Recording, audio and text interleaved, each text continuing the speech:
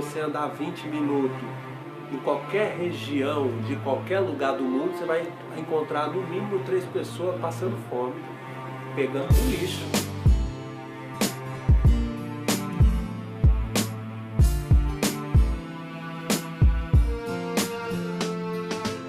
Bem-vindo, amigo, ao mundo real, onde por aqui nenhum domingo é legal. Em vez de cores e amores, só preto e branco, cheio de dores, horrores de um povo excluído, de quem se perdeu ou já nasceu perdido, no meio do lixo que vira comida. Pior que bicho, assim segue a vida. Mas que vida, irmão, só vejo sofrer, não vive. Tenta sobreviver pra ver quem consegue ser mais forte, já que a cada minuto um de luto pela morte. Sofrimento ao relento pela cidade, morador de rua, mendigo sem identidade, mundo de riquezas e falsidade. A mãe com o filho no colo suplicando piedade, estendendo a mão, esperando um trocado que será usado pro seu filho ser alimentado. O mesmo que chora na calçada, pobre criança, que tipo de esperança lhe foi reservada? Sei lá, quando vejo não consigo nem pensar, olhos lacrimejam e começo a chorar. Quem sou eu pra julgar porque estão no chão? Até porque cada um tem sua história, irmão. Menos julgamento, mais alento. Menos fingimento, mais acolhimento. Menos dor, mais amor, por favor. O povo clama por socorro.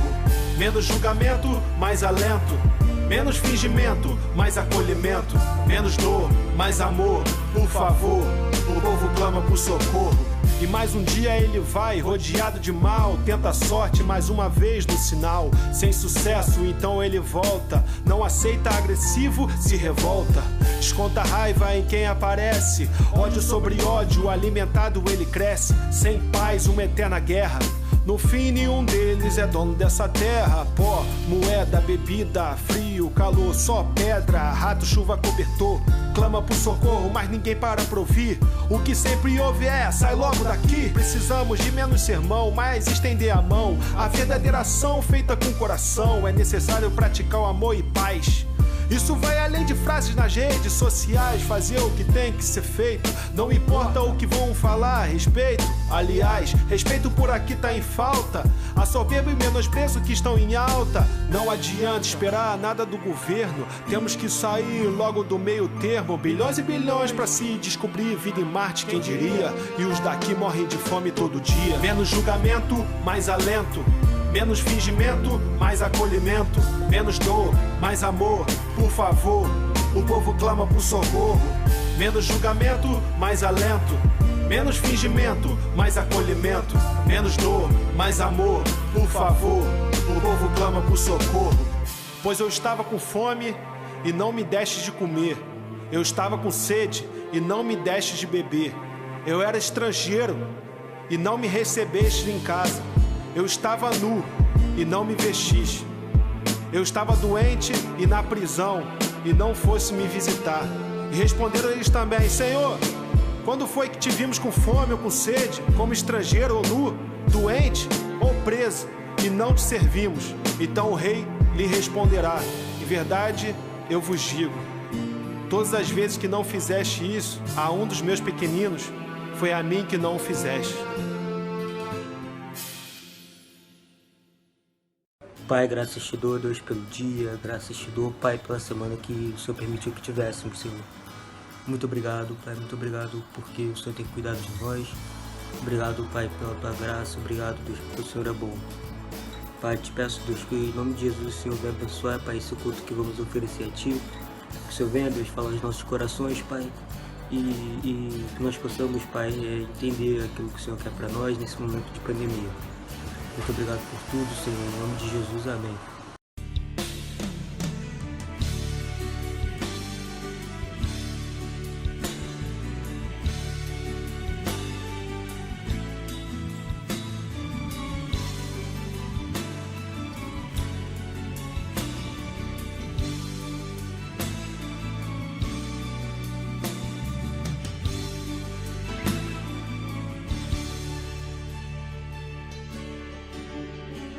Sua facia como um leão, seus olhos como chamas de fogo, seus pés reluzentes, suas mãos poderosas bendito é o Cordeiro de Deus, bendito é o Cordeiro de Deus.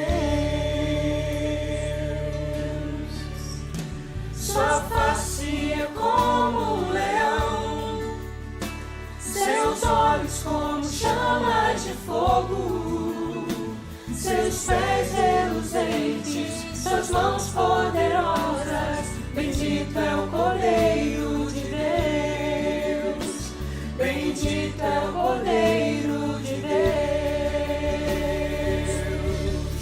Seja adorado aquele que está entre nós, adorado no seu santo monte.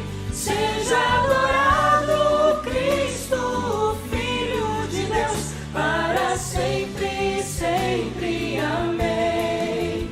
Pelos séculos dos séculos. Amém.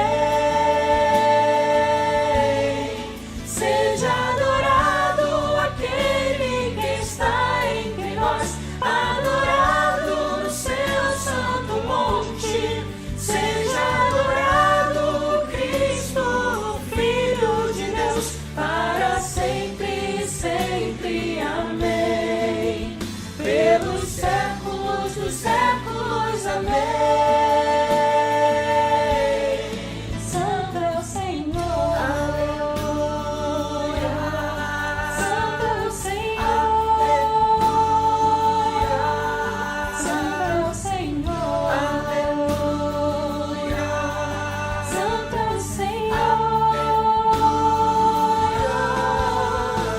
Sua face é como um leão, seus olhos como chamas de fogo, seus pés reluzentes, suas mãos poderosas, bendito é o Cordeiro de Deus, bendito é o Cordeiro de Deus. Seja adorado aquele que está entre nós, adorado no seu santo monte. Seja adorado Cristo, o Filho de Deus, para sempre, sempre. Amém. Pelos séculos dos séculos. Amém. Seja adorado aquele que está entre nós, adorado no seu santo monte. Seja adorado Cristo, o Filho de Deus, para sempre, sempre. Amém. Pelos séculos dos séculos. Amém. Santo é o Senhor. Aleluia. Santo é o Senhor. Santo é o Senhor. Aleluia. Santo é o Senhor.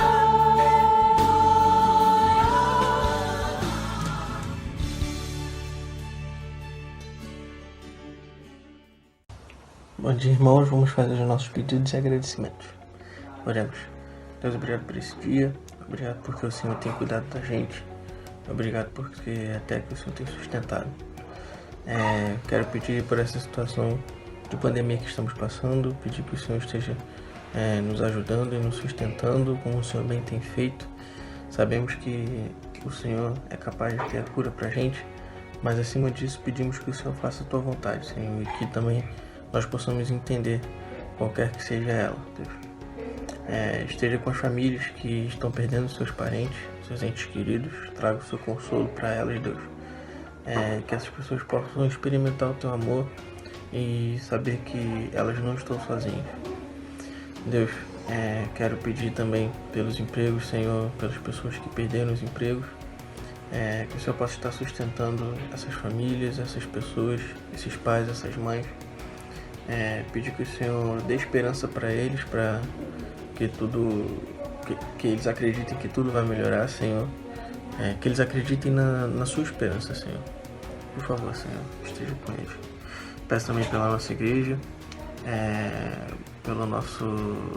pelas famílias da nossa igreja, Senhor. Nós sabemos ao certo o que cada família tem passado, mas pedimos que o Senhor cuide dos nossos irmãos, que nem sempre a gente consegue ter contato, mas pedimos que o Senhor cuide deles, Senhor, de cada família, Senhor.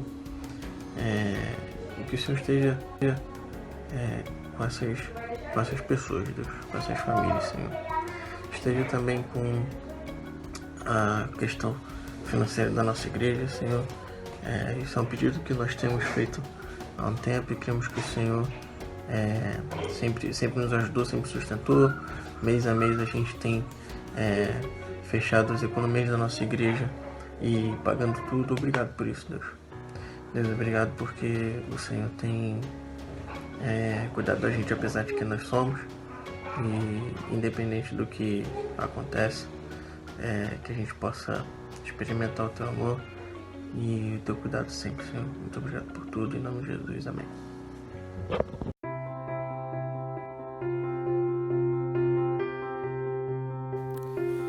Queridos irmãos, é com alegria que a gente pode se encontrar de alguma maneira ainda limitada neste domingo. Eu queria nesta manhã, como o pastor Ulisses me convidou, compartilhar alguma coisa do meu coração com meus irmãos aqui. Confesso que eu tenho uma sede muito grande de olhá-los e vê-los pessoalmente, tocar e abraçá-los, mas ainda estamos limitados. Uma questão que se levanta nesse tempo é por quê? Por que Deus permitiu que a nossa geração enfrentasse essa pandemia? Uma pandemia com características globais. Temos tido tragédias de grande amplitude na sociedade humana, mas é interessante como essa foi uma pandemia globalizante. Não foi só na Europa, não foi só na África, mas ela tomou conta do mundo inteiro. E, de alguma maneira, eu tenho tido e enfrentado sofrimentos. Perdi amigos, alguns amigos Deus levou, servos do Senhor, outras pessoas conhecidas que não serviam o Senhor também foram levadas, mas a gente pergunta por que tudo isso? Por que aconteça? Acontece assim. Um aprendizado diante dessa situação foi a sensação de impotência. Desde a Organização Mundial de Saúde mudando os seus postulados e pressupostos, uma coisa ficou evidente: o nosso conhecimento é muito limitado. A medicina, em muitos momentos, arrotava a autoridade, mas toda a autoridade foi diminuída. Chegou-se ao ponto de descobrir-se que um remédio, um medicamento para piolho, agia como uma espécie de profilaxia para essa questão. É coisa tão interessante o que aconteceu. A nossa impotência e o nosso sofrimento desse momento. É interessante que o sofrimento dissipa a ilusão de que temos força e competência para dirigir nossa vida e salvar a nós mesmos. As pessoas se transformam em nada diante desse sofrimento e pela impotência. O sofrimento faz isso conosco. E Lutero escreveu alguma coisa interessante. Diz ele: é da natureza de Deus criar algo a partir do nada. Então aquele que ainda não for nada não pode ser transformado em algo nas mãos de Deus. Parece que Deus, em primeiro lugar, nos nivela nessa impotência, para então fazer alguma obra. O que Deus tem feito no coração dos servos dele? Com toda certeza, eu posso asseverar a vocês, Deus queria falar alguma coisa à igreja dele. Muita gente dizendo, não, o diabo está agindo, tudo bem, mas mesmo Lutero dizia o diabo de Deus. Ele queria dizer o quê? O diabo não está livre, leve e solto. A ação diabólica está debaixo da autoridade última e dos limites últimos impostos por Deus. Essa é a verdade. Mas, ao mesmo tempo, Deus usa isso tudo. Deus usa o sofrimento, Deus usa a tragédia para falar alguma coisa poderosa e com voz audível conosco. É como o profeta um dia falou, Deus o levou para o deserto para ali falar a ele. Nós estamos enfrentando um tipo de deserto de alguma maneira. gostaria de chamar a sua atenção para um texto bíblico. A segunda carta de Paulo aos Coríntios, começando do capítulo 13. Eu gostaria de ler o capítulo 13 e 14, mas o tempo é limitado e nós vamos então pegar só uma pequena passagem do capítulo 3 da segunda carta de Paulo aos Coríntios. Paulo está fazendo aqui uma exposição sobre um fato, porque os judeus não criam. E ele usa uma figura tirada lá de Êxodo 34, quando Moisés sobe ao monte para receber de Deus as segundas tábuas da lei. Quando ele volta, o rosto dele resplandecia. E por conta desse fenômeno que aconteceu, ele exposto diante da glória de Deus, ficou ali 40 dias e 40 noites sem comer e sem beber. Mas o brilho da glória de Deus se manifestou na vida e no rosto dele. A minha primeira pergunta é, será que Deus está nos colocando aqui dessa maneira, nos reduzindo, nos limitando, nos fazendo sofrer também, para que o nosso encontro com Ele produza o reflexo da glória dele no mundo hoje? Será que a igreja perdeu o brilho de Deus? Então atente aqui, no capítulo 3, começando no verso de número 15, mas até hoje, quando Moisés é lido, o véu está posto sobre o coração dos judeus. Quando, porém, alguém se converte ao Senhor, o véu é tirado. Ora, este Senhor é o Espírito, e onde está o Espírito do Senhor, aí a liberdade. E todos nós, preste atenção, todos nós, com o rosto descoberto, contemplando a glória do Senhor, somos transformados de glória em glória na sua própria imagem, como pelo Senhor, que é o Espírito. Será que Deus está usando esse momento em relação à sua igreja? Não estou falando aqui de punição do mundo. O pecado em si já é uma punição para todos nós, porque ele nos afasta de Deus. Essa é a maior punição que a gente pode ter. Mas será que Deus deseja estar promovendo alguma transformação em nós nesse período, na sua igreja? Note aqui que a expressão bíblica, nós sofremos a transformação, somos transformados. Eu não tenho o poder de me transformar, a igreja não tem o poder de se transformar. No máximo ela pode chegar no desejo e abrir-se para tanto, mas quem transforma é Deus, é o Espírito de Deus.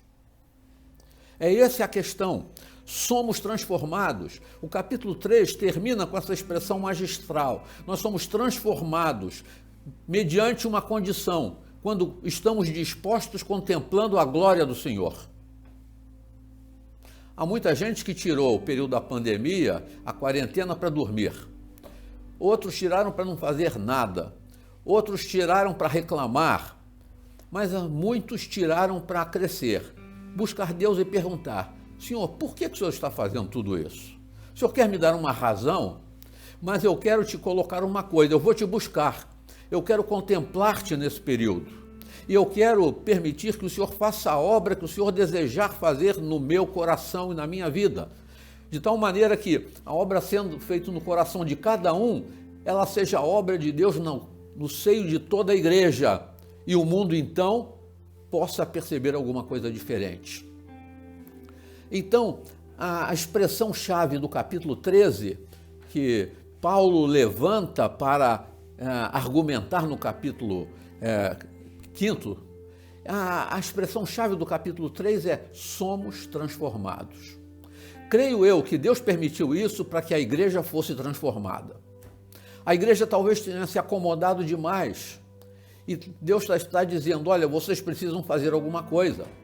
Confesso que me enterneceu o coração verificar como em tantos lugares do Brasil e do mundo inteiro o povo se ajoelhava na rua. Gente que nunca se ajoelhou, agora debaixo do medo e do sofrimento, reduzido a nada, ela se ajoelha.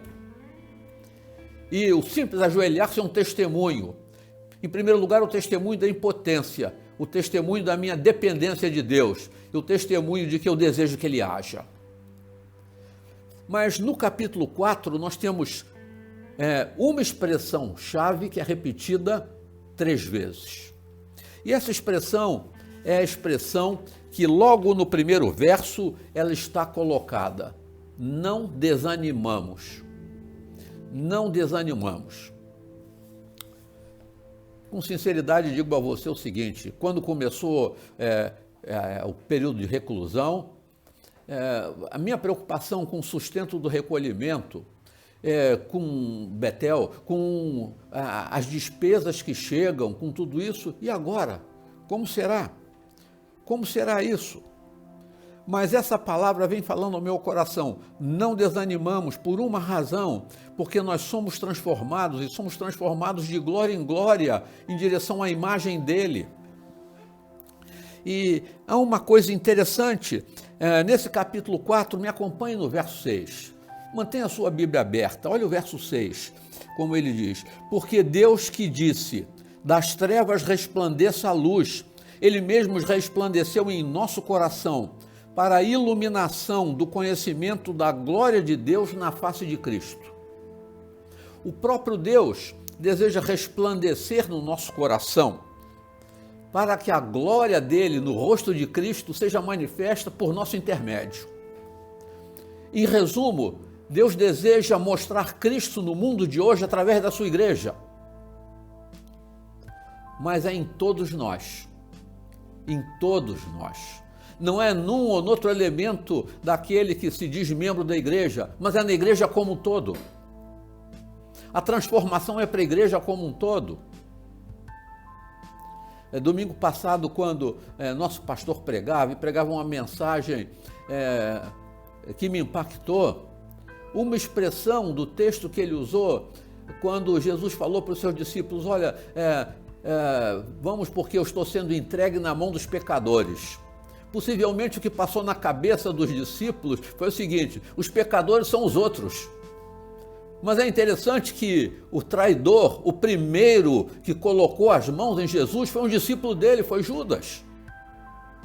Ele foi entregue por mim. Eu escrevi na minha Bíblia, no local dos pecadores, Neander. Ele foi entregue nas minhas mãos. Ele foi entregue. Eu sou o pecador que o crucificou.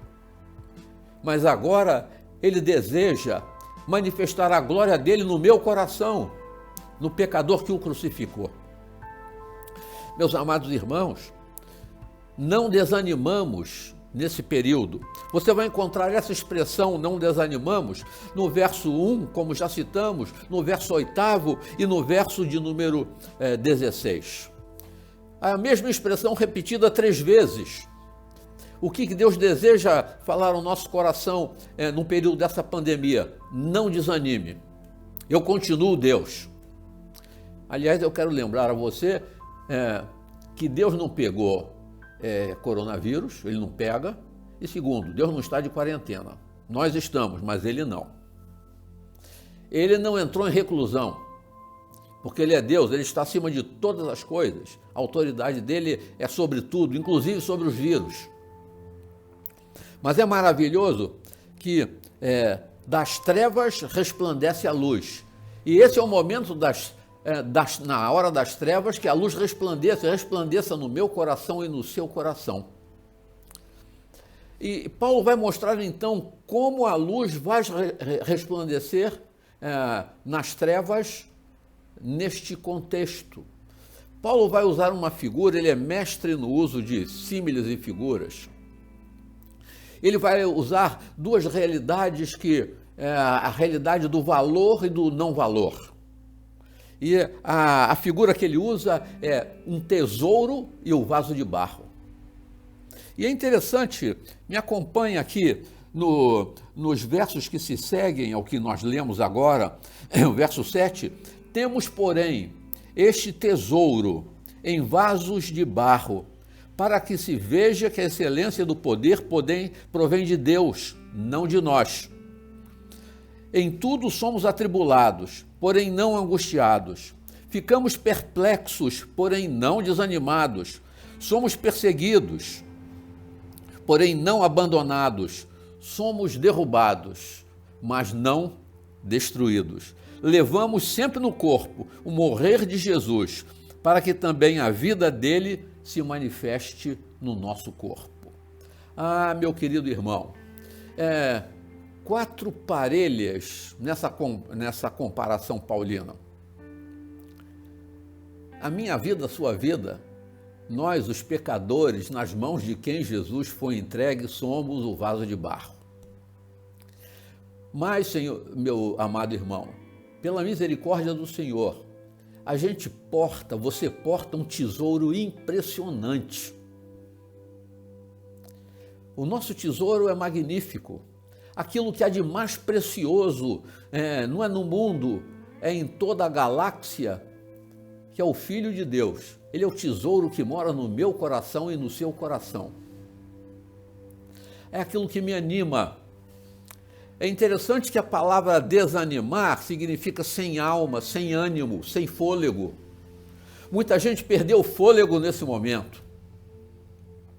Mas olha, é nesse momento de pandemia que Deus fala para a gente, é nesse período em que Deus deseja nos transformar de glória em glória, usando esse contexto todo, mas nos lembrando que é um tesouro que está colocado no meu coração e no seu coração. Ah, como nós somos preciosos para Deus. Não simplesmente porque o Filho dele está em nós, mas porque ele nos ama e porque ele opera isso em nós. Repito, atribulados, mas não angustiados. A tribulação vem. Eu tenho enfrentado as minhas tribulações. Todos nós temos... E se eu pegar esse vírus? Por que fulano pegou e eu não peguei? Por que Deus me preservou até agora? Pessoas que estavam totalmente reclusas foram contaminadas. Pessoas que, por alguma razão, não puderam ter o cuidado que deveriam, elas foram preservadas. A mão de Deus está nisso. Eu não estou falando isso para que você se torne relapso, não. Faça a sua parte, faça a sua parte. Atribulados, mas não angustiados, perplexos. Por quê? Por que isso, Senhor? Porque na minha geração acontece uma coisa assim, perplexos, mas não desanimados. Senhor, eu não estou entendendo nada. Eu posso não compreender o alcance e amplitude daquilo que o Senhor deseja fazer no mundo hoje, na tua igreja hoje. Mas uma coisa eu quero te dizer, o meu ânimo não arrefeceu.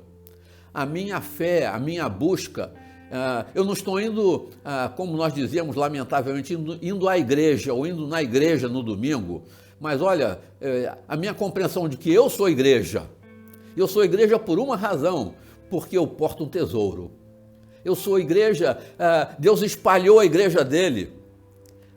A igreja poderosa é essa igreja espalhada.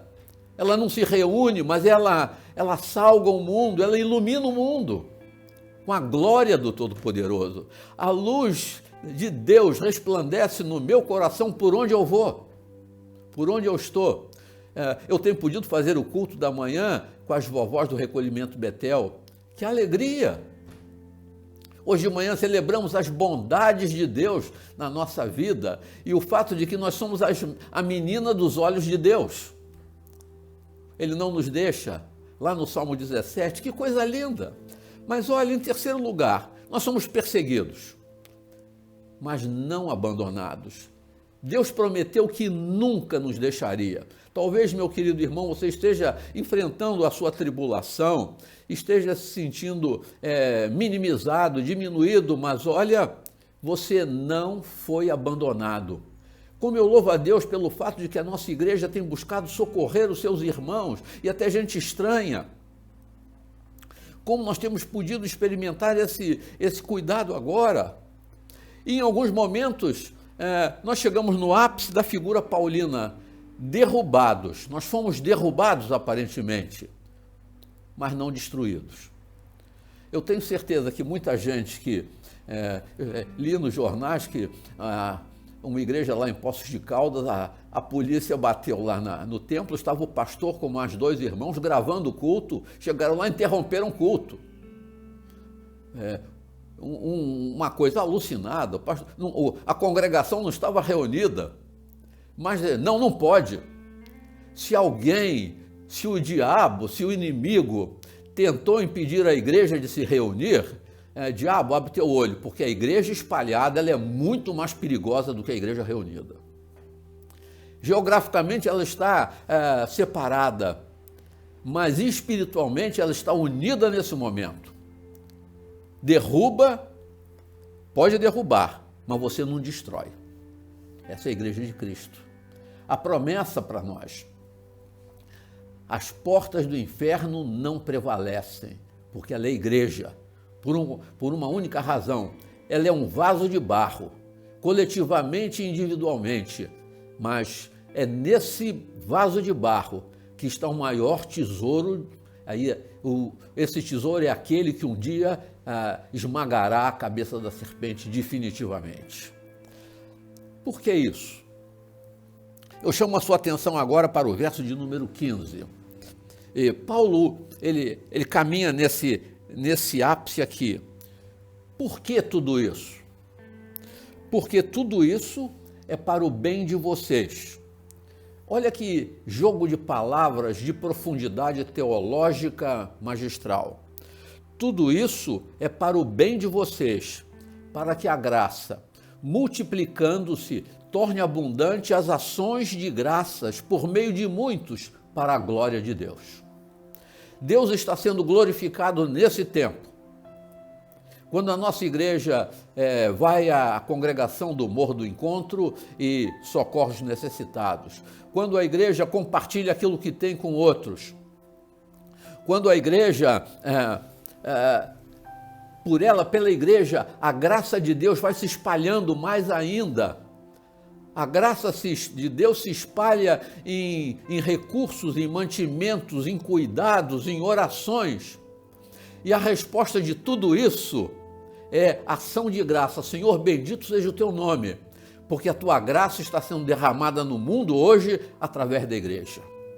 A igreja está fazendo isso. Então, porque tudo isso é para que a graça seja manifesta dessa maneira. Paulo, então, caminha para o final da sua exposição, usando a expressão não desanimamos pela terceira e última vez aqui. Olha lá no verso 16. Por isso não desanimamos. Que continue quarentena, eu não quero. Mas se continuar, minha gente, a igreja não vai parar. O tesouro continua tesouro, o vaso continua de barro, mas a graça continua sendo graça. Pelo contrário, mesmo que o nosso ser exterior se desgaste, o nosso ser interior se renova dia a dia, porque a nossa leve e momentânea tribulação produz para nós um eterno peso de glória acima de toda comparação. Na medida em que não olhamos para as coisas que se veem, mas para as que não se veem, porque as coisas que se veem são temporais, mas as que não se veem são eternas. O objetivo último, ulterior, de todo esse processo que Deus permite acontecer é nada mais, nada menos do que isso, que um eterno peso de glória. Deus está nos preparando para a eternidade. Esse aqui é um momento que faz parte da nossa transformação de glória em glória, aquilo que Dr. John Stott chamou do propósito histórico de Deus. É aqui que Deus nos capacita para chegarmos lá na glória. Ele usou pandemia também. Ah, meu querido irmão, atribulado, perplexo, perseguido, derrubado, mas nem angustiado, nem desanimado, nem abandonado, nem destruído. Por uma razão, uma simples razão. Há um tesouro no coração de cada um de nós. Que Deus abençoe você. Que em todo tempo esse tesouro seja a grande diferença que você porta, que faz de você um ser diferente no mundo de hoje e que pode multiplicar essa graça, tornando também as ações de graça de Deus permanentemente falantes e audíveis no mundo de hoje para a glória do nome dele. Que o Senhor te abençoe. Amém.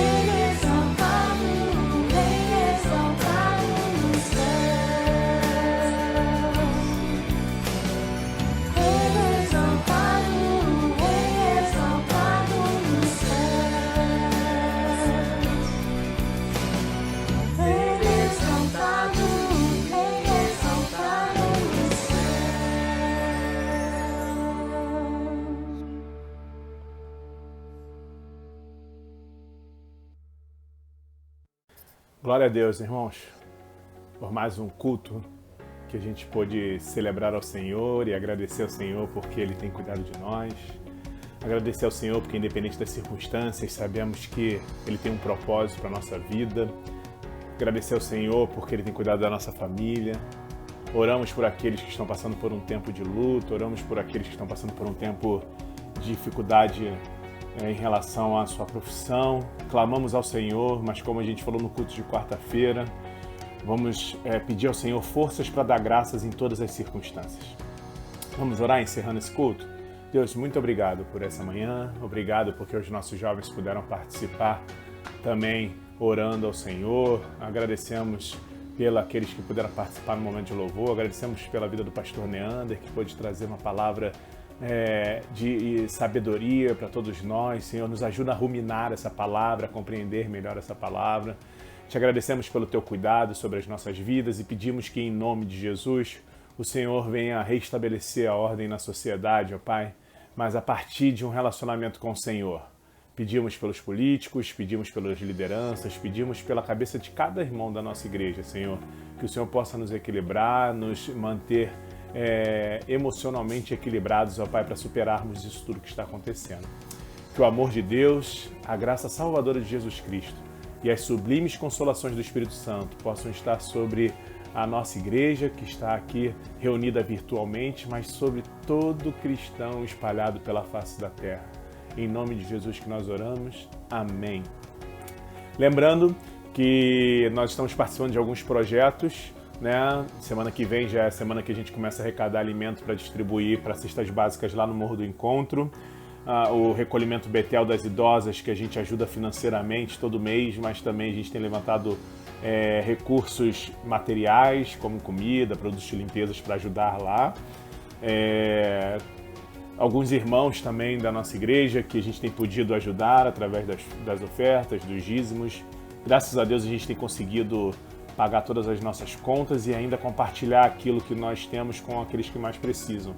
Agradecemos a Deus pela tua vida, pela fidelidade que você tem tido em honrar o Senhor também através dos dízimos e das ofertas. Para você que está vendo pela primeira vez ou participando do nosso culto pela primeira vez, a gente deixa sempre no final do culto os dados bancários da igreja, caso você queira participar também com recursos financeiros. Mas é um privilégio da igreja ser dizimista, ofertante, então nós somos gratos aos membros da igreja que têm sido fiéis nesse tempo. E temos pedido por você, meu irmão, que porventura está passando por um tempo difícil, financeiro, difícil com as contas da casa. Conversa comigo, me manda uma mensagem particular. Nós queremos, de alguma forma, participar daquilo que a gente está dentro das nossas possibilidades, né? Aquilo que é essencial, tá bom? Entre em contato particular comigo, vai ser um prazer poder participar contigo desse tempo. Se porventura você quiser também ter um tempo conversando pessoalmente, individualmente comigo, né? Na verdade individualmente e virtualmente, né? A gente não vai poder se encontrar pessoalmente. Mas eu tenho feito alguns encontros de videochamada para gabinete, para conversar, para orar junto. Então, eu estou à disposição, tá? A gente marca um horário se você quiser. A gente não vai ficar insistindo, mas caso você queira, me fala que eu gostaria de marcar um horário para orar com você, bater um papo também através de uma videochamada, tá bom? Que Deus te abençoe, te dê uma ótima semana. Quarta-feira a gente se encontra no nosso culto de oração. Que Deus te abençoe. Até lá!